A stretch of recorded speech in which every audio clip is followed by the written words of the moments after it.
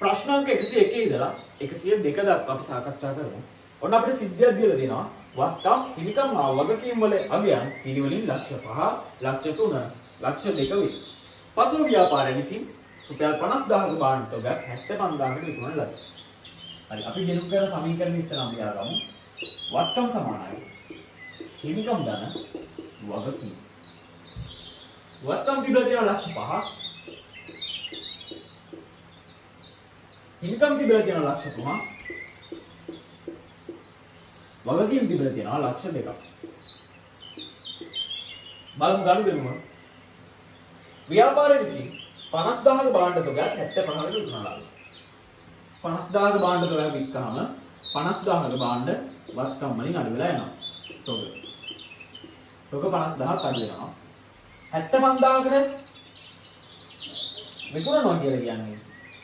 මෙතන ණයට කියලා නැහැ. ඒතකොට අපිට කියලා අපිට ගන්න වෙන්නේ. 75000 විකුණනවා කියන්නේ අපිට 75000 මුදල් හම්බ වෙනවා. මුදල් 75000ක් හම්බ වෙනවා.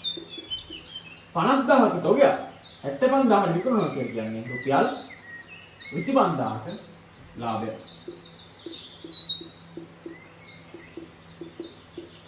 ඉන්කම් වැඩි වෙනවා. ආදායම හෝ ලාභයක් කියලා අපිට සටහන් කරගන්න පුළුවන්. බලන්න 50000ක එකක් 75000 විකුණුවාම අපිට 25000ක ලාභ දෙනවා. ඒක අපි හිමිකමට දැම්මා. හරි.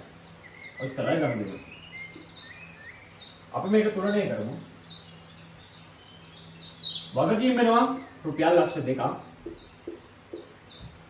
හිමිකම් වෙනවා 325000ක්.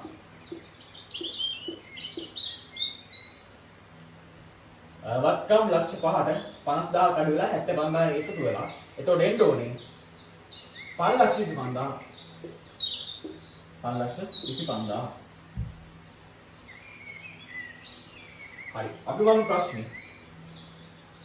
වත්කම් වල අගේ කීයද? කීයද වත්කම් වල අගේ? 525000යි. 100කට පළවෙනි උත්තරේ. 102 හිමිකම් වල අගේ කීයද? 325000යි. හතරවෙනි උත්තරේ. හරි එච්චරයි.